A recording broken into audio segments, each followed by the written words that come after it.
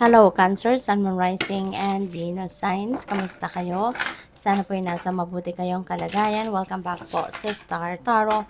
At kung bago kayo rito, welcome din po kayo. Please subscribe, like, share my videos, and leave me a comment po kung nakaresonate kayo. Thank you. So, tignan natin kung ano yung mga messages ni Cancer. We have two of swords. Alright? So, Cancer, there is a decision making that you need to make siguro sa ngayon. No? This is a decision we're in. Siguro, matagal na dyan, no? Matagal na yan na nandiyan dyan, pero baka hindi niyo pinapansin or pinipili ninyong wag munang tignan or wag munang pagdesisyonan because maybe ayaw nyo lang.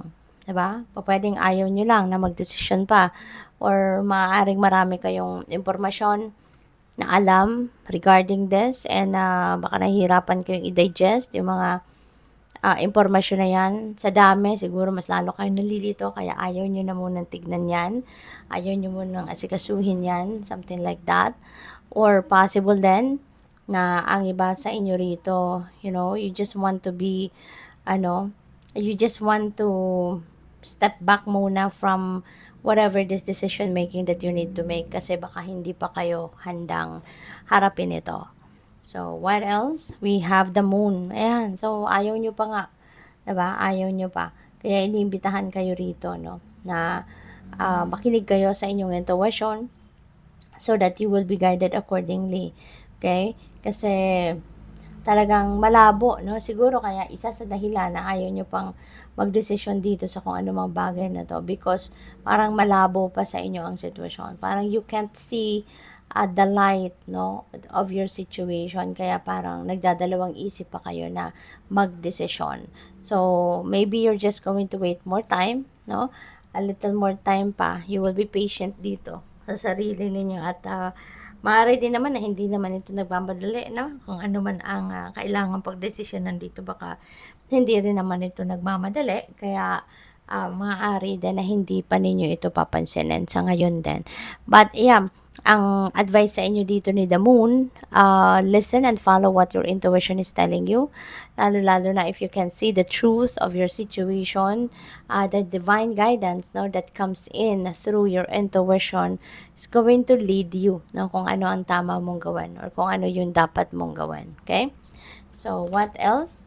We have Seven of Wands. Ayan, si Seven of Wands, this is defensive energy. Nakikita mo nakahawak siya ng wand, tapos nakataas na yung wand niya kasi anytime na merong mag-provoke sa kanya, anytime na merong mananakit sa kanya, handa siyang depensahan ng sarili niya. So, maaaring ganun kayo sa ngayon. Pwedeng work situation yan, no? Pwedeng work situation, baka merong mga taong nang-i-intimidate sa'yo, merong mga taong nangaaway sa'yo, naninira sa'yo, and nag-o-observe ka lang, no, kung hanggang saan ang gagawin nila sa'yo, kasi otherwise, kung makapanakit na sila sa'yo, maaaring anytime lalabanan mo sila. Anytime,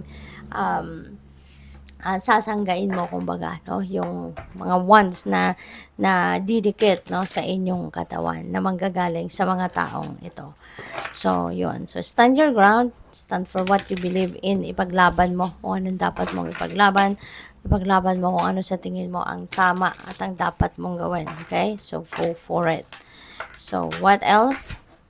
By the way, Cancer, I would like to thank you for subscribing to my channel. If you haven't subscribed yet, subscribe na po kayo. And also, kung sa mga hindi nag-skip ng ads, maraming salamat din po. Sa mga cross-watchers, hello po sa inyo. At saka, if you would like to join the membership po, pakiclick lang ng join button sa baba ng video. Thank you. So, happily ever after. Ayan. So, napakaganda, diba? Meron ditong happy family. At saka, siguro isang bagong bahay na ang uuwian ng iba sa inyo dito, Cancer, no? Maybe you're acquiring a new house at doon na kayo uuwi. That's where you're going to spend your first Christmas. Siguro, no? Sa bahay na yan. Kaya magiging masayang-masaya ang buong pamilya. Yun ang napipick up ko dito. Pwede rin na you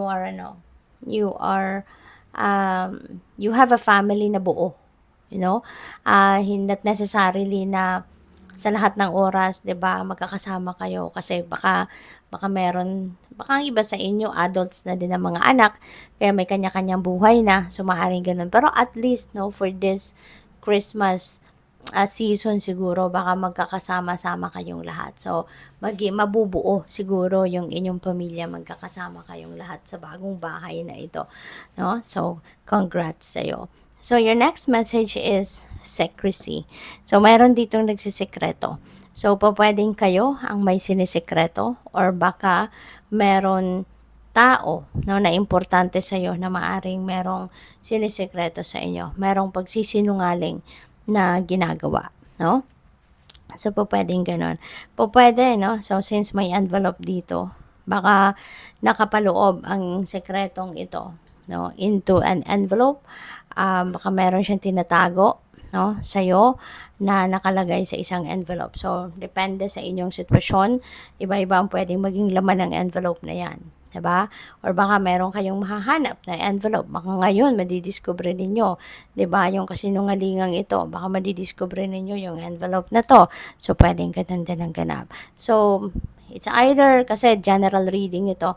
So, kung nagre-resonate ito sa inyo, then take it, or if not, kung hindi ito sakto sa inyong sitwasyon, then don't take it because ibig sabihin hindi yan mensahe para sa iyo, okay?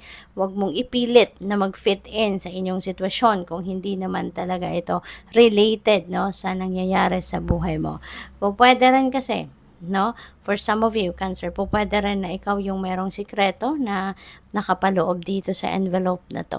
Okay? So, baka dyan mo tinatago ang kung ano man, anumang siguro picture or sulat or whatsoever, no? So, know your worth. Ito din, napaka-importanteng reminder para sa iyo, lalo-lalo na dito sa sitwasyon ng Seven of Wands. So, feeling ko, this is related, no, to each other.